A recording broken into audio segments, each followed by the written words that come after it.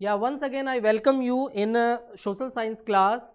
As you all know that in the previous lecture we have discussed the summary of the chapter. Chapter की हमने summary discuss की थी और chapter था हमारा हिस्ट्री का nationalism in India. Sometime some of the student ask the question कि sir why you are explaining the summary. So my dear children, that the summary is the important part to just get the good marks in the examination. If you feel that कि हम question answer पढ़ेंगे और question answer पढ़ने के बाद सारी चीज़ें हम उन्हीं से तैयार कर लेंगे, it's not possible. To get the good marks in the board examination ये बहुत ज़रूरी है कि हम चैप्टर की समरी को ध्यान से देखें. So when we explain the chapter summary we have include the so many points, so many segment, all the segment हम कह सकते हैं जो चैप्टर्स में थे, जो चैप्टर के अंदर थे वो सारे सेगमेंट हम लोगों ने डिस्कस किए. The important things that in the second term examination that the CBSE, जैसे मैंने आपको फर्स्ट लेक्चर में बताया that the CBSE have taken the many steps to reform the examination system, और उसी का ये पार्ट है कि that they have divided the entire examination system in two terms में उन्होंने अपने एग्जामिनेशन सिस्टम को डिवाइड किया है. सो टर्म 2 के लिए हम लोग बेसिकली यहाँ पर हैं अंडर द लीडरशिप ऑफ विद्या मंदिर प्रकाशन लिमिटेड. सो मैक्स मार्क्स कॉन्सेप्ट हमारा है in which we are providing the variety of question, we are providing the various type of leads, we are providing the different questions which is prepared by the expert of subject के जो expert हैं उनके द्वारा तैयार किया गया है. इसके बाद भी if you have any queries you can mail us, you can send the message in the chat box, you can directly contact us, we will definitely sort it out your all the queries, all the problem. So first chapter में हम लोगों ने chapter की summary को discuss किया था. Now we are going to discuss the important question that always ask by the board. हम लोगों ने अपनी साइड से बच्चों ये प्रयास किया है कि हम इस चैप्टर के जो कुछ इंपॉर्टेंट क्वेश्चन है उसको डिस्कस कर सकें और वो सारे क्वेश्चन लेने का प्रयास किया है जो यदा कदा एग्जाम्स में इस चैप्टर में पूछे गए हैं. So either you talk about assertion reason question, either you talk about multiple choice question, you talk about short questions and the long questions. These are the part of examination, especially in second term. So max marks just provide you the combo pack of all these questions, and we are here to explain the question which is prepared by the expert faculty head under the Vidya Prakashan Mandir. So let's take the sum of the question. As I told you that the variety of question will come in your board examination. So first of all we are going to discuss the some assertion reason question. कुछ assertion reason question है जो हम लोग discuss करने जा रहे हैं. If you see the first question, during the non corporation movement khadi was encouraged. This is the question. थोड़ा सा नॉन कॉर्पोरेशन मूवमेंट के बारे में मैंने आप लोगों को बताया था. ये जो कॉन्सेप्ट निकला है which this concept is given by Mahatma Gandhi, and 1909 में उनकी एक बुक आई थी जिसका नाम था हिंद स्वराज. जो हिंद स्वराज था उसमें उन्होंने ये कॉन्सेप्ट दिया था कि Britishers have established their own empire in India with the help of Indians. If the Indians stop their help that day is not so far when the Britishers have to leave the country. उनका ये concept था. तो उसी से related ये question है. तो जब नॉन कॉर्पोरेशन मूवमेंट के तहत ये सारी चीजें की गई, तमाम ब्रिटिशर्स चीजों का विरोध किया गया, उनका बहिष्कार किया गया, तो इसी से रिलेटेड ये क्वेश्चन है कि नॉन कॉर्पोरेशन मूवमेंट के दौरान खादी को एनकरेज किया गया. This is true. ये बिल्कुल सही बात है कि इसको हमने एनकरेज किया. दूसरा है khadi was expensive cloth. This is also true, but this second point is not the true explanation of a. ये ट्रू एक्सप्लेनेशन नहीं है ए की. देखिए हमने इसको एनकरेज किया, लेकिन हमने इसलिए एनकरेज नहीं किया क्योंकि बहुत ज्यादा एक्सपेंसिव है. नो, बोथ आर एक दूसरे से समांतरण नहीं है, दोनों एक दूसरे से अलग अलग हैं. So we can say that the right answer is both A and R true, but R is not the correct explanation of A. The right answer is B. मैं इसको बार बार इसलिए कह रहा हूं क्योंकि खादी को हमने एनकरेज किया, लेकिन इसलिए नहीं किया क्योंकि वो बहुत ज्यादा एक्सपेंसिव था. No, that's why the correct answer is B. इसका बी ऑप्शन करेक्ट है. Now there is another segment which I want to discuss with you all. My dear student, there are so many passage based question. Basically 2 passage based question will come, and the one passage based question will provide you 3-4 marks. उसमें 4 to 5 marks भी हो सकते हैं जो आपको provide कराएंगे. So let's discuss this the paragraph based question. So paragraph in front of you, आपके सामने paragraph है. Basically it help create in the image with the which people I identified the nation. It was the 20th century with the growth of nationalism that the identity of the Indian come to usually associate with the image of Bharat माता. मैं यहाँ पर आपको पहले से बता देता हूँ इस पैराग्राफ के साथ साथ मे बी पॉसिबल दैट कि the board will share the images of Bharat Mata. So if you read this paragraph very carefully, इस पैराग्राफ को आप बहुत केयरफुली पढ़िएगा तो आपको हम कुछ क्वेश्चन है जिसको हम इसमें डिस्कस करना चाहेंगे. First question is that which of these aspect Bharat Mata is portrait in Tagore painting. जो टैगोर पेंटिंग में ये इमेजेस ऑफ भारत माता है, basically What is the symbolize, ये symbolize क्या करती है, या हम ये कह सकते हैं कि इसका रिप्रेजेंटेशन क्या है एक तरीके से देखा जाए तो. सो if you see this question that these are the four option, this earthly, blessing and feminist. Basically images of Bharat Mata just represent this, we can say the feminist. एक नारी शक्ति को प्रतीक है, एक नारी शक्ति को प्रदर्शित करता है और नारी शक्ति को प्रदर्शित करने के साथ साथ कहीं ना कहीं ये कहने का प्रयास किया जा रहा है कि देश को आज़ादी दिलाने में, देश के आंदोलन को आगे बढ़ने में हम भी पुरुषों के साथ कंधे से कंधा मिलाकर चलेंगे. और we can say that the women also actively participate in these movement which is started by the peoples of India against the Britishers. Britishers के खिलाफ जो आवाज़ें उठाई उसमें महिलाओं ने भी अपना कदम से कदम मिलाकर वो चले हैं. So this is the feminist is the right answer, we can say. So let's take the another question.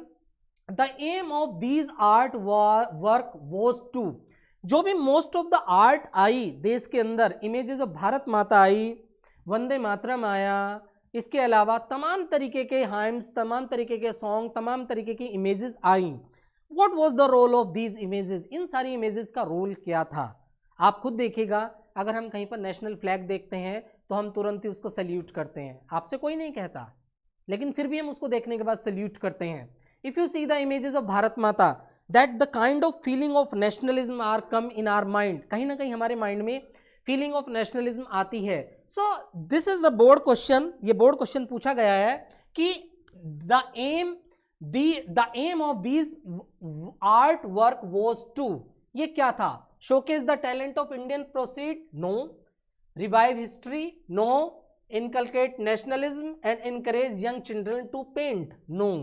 If we see all these options, that time during the struggle of independence, the images of different images, या हम कहें कि different images जो थी, उन्होंने एक तरीके से नेशनलिज्म को इनकलकेट किया, एक तरीके से राष्ट्रवाद की भावना को उन्होंने आगे बढ़ाया.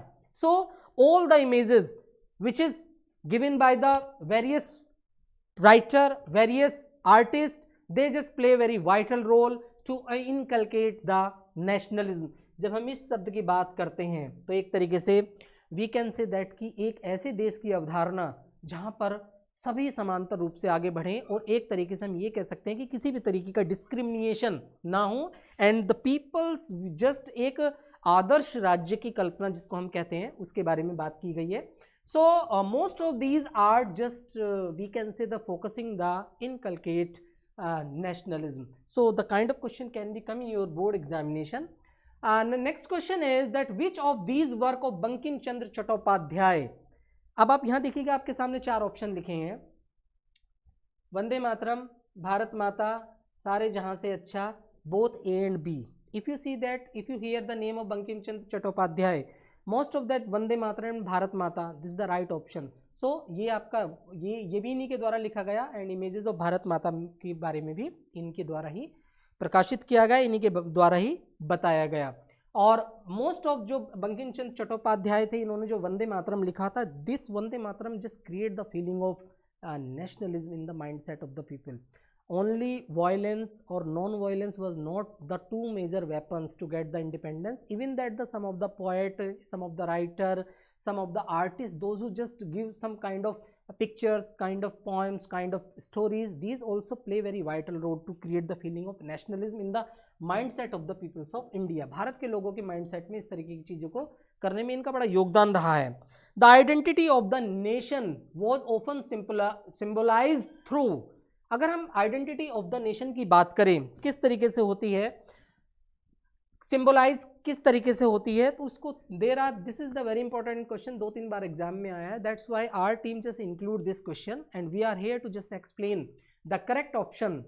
So the history, nationalist leader, an image and the none of the above. The identity of the nation was often symbolized through, देखिएगा हमेशा किसी भी देश की जो आइडेंटिटी है हम उसकी हिस्ट्री से पता नहीं कर सकते हैं. अब मान के चलिए किसी देश का इतिहास कुछ भी रहा हो, जरूरी थोड़ी ना कि वो आज भी है. Basically the right option is images. जो इमेज है उसके आधार पर ही हम एक तरीके से किसी सही राष्ट्र की कल्पना कर सकते हैं या उसके बारे में जानकारी ले सकते हैं. So these are the some question that we have discussed and there is a possibility to come in your examination. That's why our expert team just prepared these question under max marks. So I am very thankful to all entire team, those who include these questions. There are some short question which I would like to discuss with you all, these question, and this is very important. The question, give brief about the letter written by Mahatma Gandhi to Lord Irwin. देखिए हुआ क्या कि basically 1930 की ये बात है. 1930 में जब देश में नॉन कॉर्पोरेशन मूवमेंट चला आ रहा था, that time there were so many problem have been faced by the peoples of India. So in 31 January 1930 Mahatma Gandhi wrote a letter to mister Lord Irwin, those who the viceroy that time. Bharat के जो viceroy थे उस समय Lord Irwin थे, और उन्होंने कुल 11 demand उनको भेजी थी, 11 डिमांड्स. उन 11 डिमांड्स में से most of the demand were just related to the common interest, कुछ कॉमन इंटरेस्ट की थी. But if you talk about the major demands, तो मेजर डिमांड थी, so you are suppose to include these 2 point. Number 1, the reduction of the land revenue and the abolition of salt tax. Reduction of land revenue की अगर हम बात करें, that too much taxes have been imposed by the Britishers on the Indians. So there is a great demand by the Mahatma Gandhi to Lord Irwin कि whatever the taxes you have imposed that should be reduced. वो reduce होना चाहिए, बहुत ज़्यादा है, उसको हम कम नहीं कर, उसको हम accept नहीं कर सकते हैं. And the second one is that abolition of salt tax. अब ये डिमांड क्यों आई? इस डिमांड के पीछे एक कारण है बच्चों. Salt is we can say, salt एक ऐसा साधन है जो हर गरीब और अमीर के घर में खाया जाता है, बनाया जाता है, जो मतलब यूज़ किया जाता है, मतलब इसमें कोई डिस्क्रिमिनेशन नहीं है. So this is the great demand of the Mahatma Gandhi की whatever the taxes have been impose on the salt, that taxes should be reduce. वो जो टैक्सेस हैं उस पर रिड्यूस होने चाहिए और वो टैक्सेस खत्म होने चाहिए. So if this question come in your examination, बाद में उन्होंने ये उनकी डिमांड को डिनाई कर दिया गया, और डिनाइड करने के साथ ही Mahatma Gandhi just started the Dandi march. उन्होंने दांडी मार्च की, जैसे मैंने आपको एक्सप्लेनेशन में बताया. जब ये डिमांड को उनकी इन डिमांड को नेग्लेक्ट कर दिया गया, Mahatma Gandhi just reach on the Dandi पहुंचे, और वो लगभग 240 माइल्स की जो एक यात्रा थी उन्होंने 14 डेज में कवर की. वी कैन से कि 10 माइल्स पर डे वो चले थे और लगभग 14 डेज में उसको कवर किया. When they have started this Dandi March, they have started this Dandi March with 78 volunteers. 78 volunteers के साथ उन्होंने शुरू किया था. बट जैसे जैसे ये आगे बढ़ते चले गए, they have so many women, so many मजदूर, so many people just join the movement which is started by Mahatma Gandhi, जिसको हम लोग सॉल्ट मार्च या दांडी मार्च कहते हैं. So this question can be come in your examination. अगर एग्जाम में ये क्वेश्चन आता है, 11 डिमांड थी, याद रखिएगा बच्चों, लेकिन मोस्ट ऑफ जो 2 डिमांड थी, एक तो reduction of land and second थी abolition of salt tax. These were the major demand. इसके अलावा कुछ ऐसी डिमांड थी जो जनरल इंटरेस्ट की थी, छोटी छोटी डिमांड्स थी, जिसको उन्होंने कोशिश की कि उसको पूरा किया जाए. So now there is another question which we have to discuss, that explain the role of Alluri Sitarama Raju in Andhra Pradesh. देखिएगा सबसे पहले इसको समझने के, इसकी कुछ इतिहास, इस हिस्ट्री को आप समझिएगा. जब हम लोग इसकी बात करते हैं Alluri Sitaraman Raju, we are just if you recall that we have explained that rebellion in countryside, जब नॉन कॉर्पोरेशन मूवमेंट चला था तो कंट्री साइड में रिबेलियन हुआ, और ये घटना है आंध्र प्रदेश में, मुख्यतः आंध्र प्रदेश की ये घटना है, 1920 के आसपास की ये घटना है. एंड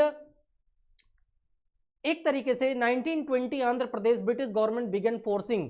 हुआ क्या कि 1920 के आसपास when the British government begin forcing people to contribute for road railway को बनाया गया, रोड को बनाया गया, and British government try to forcing the people to join the work without any cause, बिना किसी कोज के.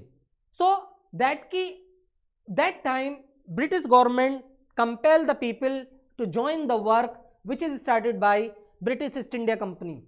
बाद में but most of the hills people and Alluri Sitharaman Raju was the main who had lead the people in this revolt, but so many people have just say no to join the revolt.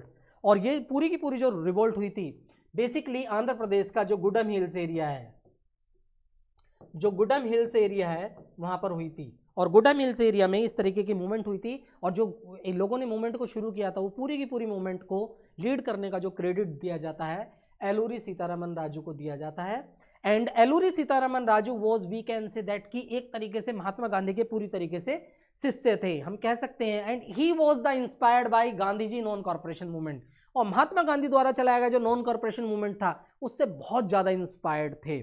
So after inspiring Mahatma Gandhi and when they have just, एक तरीके से जब लोगों के ऊपर अत्याचार हुए वहाँ पर, तो उन लोगों को प्रोटेक्ट किया, उन लोगों की मूवमेंट को जो चलाया उन लोगों ने, उसको पूरी तरीके से इन्होंने सपोर्ट किया. And we can say they also just inculcate the message of Mahatma Gandhi to wear khadi and to give up drinking. सबसे ज़्यादा महात्मा गांधी के जो भी सिद्धांत थे, महात्मा गांधी के जो भी एक कॉन्सेप्ट थे, उस कॉन्सेप्ट को एग्रीड करने में, उस कॉन्सेप्ट को इम्प्लीमेंट करने में एलूरी सीताराम राजू का एक विशेष योगदान रहा है, खासकर आंध्र प्रदेश के एरियाज में. तो ये अपने आप में एक इंपॉर्टेंट क्वेश्चन है और कई बार एग्जाम में आपसे पूछा जाता है. Last point, the played a very vital role in Andhra Pradesh specially Gudem hills. ये मैं आपको बता ही चुका हूँ. कई बार अगर आपसे ये पूछा जाए अलूरी सीताराम राजू ने किस एरिया में किया, तो गुडम हिल्स एरिया में किया. मैं फिर से इसको एक बार रिकैप्चुलेट कर दूं. गुडम हिल एरिया में जो भी रोड कंस्ट्रक्शन का काम होता था उसमें ब्रिटिशर्स भारतीयों को जबरदस्ती काम करने के लिए बाध्य करते थे. जब उन लोगों ने इस चीज़ का विरोध किया और एक तरीके से मूवमेंट को शुरू किया, उनके इस मूवमेंट को सपोर्ट किया गया महात्मा गांधी के द्वारा, एलूरी सीतारामन राजू के द्वारा उसको सपोर्ट किया गया. और एलूरी सीतारामन राजू एक तरीके से इंस्पायर्ड थे महात्मा गांधी के विचारधारा से, महात्मा गांधी की आइडियोलॉजी से, और जो भी आइडियोलॉजी महात्मा गांधी की थी उस आइडियोलॉजी को पूरी तरीके से लागू करने का कोशिश की एलूरी सीतारामन राजू ने. क्वेश्चन एग्जाम में आ सकता है, इंपॉर्टेंट क्वेश्चन है, तो please have a look, and if you have any queries regarding this question तो आप इसको हमसे डिस्कस कर सकते हैं, चैट बॉक्स में पूछ सकते हैं. Next question, categorize and discuss the different urban and rural segment which join the civil disobedience movement. देखिएगा ये हमने एक, जब आपसे पैराग्राफ में भी एक हमने चैप्टर की समरी बताई थी, उसमें भी ये बताया था क्वेश्चन, तो थोड़ा सा इसके बारे में डिस्कस कर लेते हैं. इस तरीके से भी क्वेश्चन आ सकता है, and that there is a another type of question can be come की explain different social group those who join the civil disobedience movement.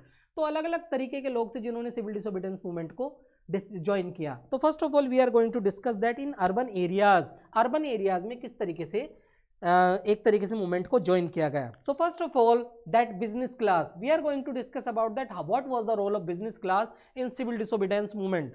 So a large number of merchant and industrialists supported, they react against colonial policies. My dear student, if we talk about that, what was the role of business class? Business class का क्या role था? So when the civil disobedience movement, they have actively participated in civil disobedience movement. इन्होंने civil disobedience movement में actively participate किया. क्यों किया इन्होंने actively participate? Because British government have started the many policies that were against the business class. वो business class के पूरे against थी. So and the people those who are engaged in the various kind of business, they were not satisfied with the policies which is started by British government. So I can say that business class actively participate in civil disobedience movement. Next is industrial working class. थोड़ा सा industrial working class के बारे में contradictory है कि this class did not participate actively. बहुत ज़्यादा actively इसने participate नहीं किया except the नागपुर region. जो नागपुर रीजन है उसको छोड़ दिया जाए तो बाकी एरियाज में बहुत ज़्यादा एक्टिवली पार्टिसिपेट इन्होंने नहीं किया. And they just, we can say कि they just adopt the some idea of Gandhian programme. जो गांधीयन प्रोग्राम था उसके कुछ आइडियाज को ही इन्होंने अडॉप्ट किया था. So in urban, these are the basically business class and industrial class, those who have participated in civil disobedience movement. If we talk about that rural में basically हम लोग we will discuss about the rich peasant and women's, how the rich peasant and the women have actively participated in civil disobedience movement. So rich peasant also joined movement as government refused to reduce the revenue demand. जो भी मजदूरों की demand थी revenue को बढ़ाने की, जो भी लोग एंगेज थे कमर्शियल क्रॉपिंग को करने में, एग्रीकल्चर करने में, उनकी डिमांड को नेग्लेक्ट किया गया, फसलों के दाम नहीं बढ़ाए गए और लोगों के ऊपर टैक्सेस को इम्पोज किया गया और उनकी जो भी डिमांड थी किसानों की उसको नेग्लेक्ट कर दिया गया था. That's why that the rich peasant have actively participate in civil disobedience movement. तो 1 मार्क्स में क्वेश्चन आ सकता है कि why rich peasant just participate in the civil disobedience movement. Next अगर हम वुमेन्स की बात करें, the women participate in manufacturing salt and picket foreign clothes. Womens also play very vital role in the different movement which is organized by Mahatma Gandhi and some other prominent leader that time. महिलाओं ने भी खूब बढ़ चढ़ कर हिस्सा लिया है, चाहे वो सॉल्ट मार्च की बात हो चाहे या अन्य किसी की बात हो. तो हम ये कह सकते हैं कि इन्होंने भी बहुत एक अच्छी तरीके से इस मूवमेंट में पार्टिसिपेट किया. एक तरीके से हम ये कह सकते हैं कि womens have actively participate in the civil disobedience movement, चाहे वो नॉन कॉर्पोरेशन मूवमेंट की बात हो, चाहे वो आपके सोल्ट मार्च की बात हो, किसी भी तरह की बात हो. सो अगर ये क्वेश्चन आपके एग्जाम में आता है तो आप चारों को एक साथ भी लिख सकते हैं. अगर आपसे अर्बन और रूरल को अलग अलग कैटेगराइज करके पूछा जाता है तो we have include this point. So it's up to you that कि how will you write your answer. So that is very important. This is the last question और मैं इसको एक तरीके से अपने आप में I will say that this is the important question and this can be in the 3 marks और 5 मार्क्स. ये 3 नंबर में भी आ सकता है, 5 में भी आ सकता है. It's up to you that how will you elaborate your answer, किस तरीके से आप अपने आंसर्स को एलेबोरेट करते हैं. Mahatma Gandhi was able to convert the national movement into a mass movement. Mahatma Gandhi ने जो मूवमेंट चलाया, how they get success to convert the national movement into a mass movement, वो किस तरीके से मास मूवमेंट में कन्वर्ट करने में सक्सेस रहे वो देखना है थोड़ा सा. So these we have include that these 4 point basically आप इसको देख सकते हैं. Number 1, by awaking the peoples, लोगों को जन जागृति अभियान चला करके तमाम तरीके की जन जागृति चलाई गई, लोगों को जागरूक किया गया और उनको ये बताया गया कि ये जो एक तरीके से आज़ादी है ये बहुत इंपॉर्टेंट है और इस आज़ादी के बिना हम लोग नहीं चल सकते हैं. Made people know about the importance of freedom. They have tried to realize the peoples that what is the importance of freedom. लोगों को ये एहसास कराया गया कि फ्रीडम की इंपॉर्टेंस क्या है और लोगों को एक तरीके से अवोक किया गया, लोगों को एक तरीके से एहसास दिलाया गया कि what is the importance of freedom.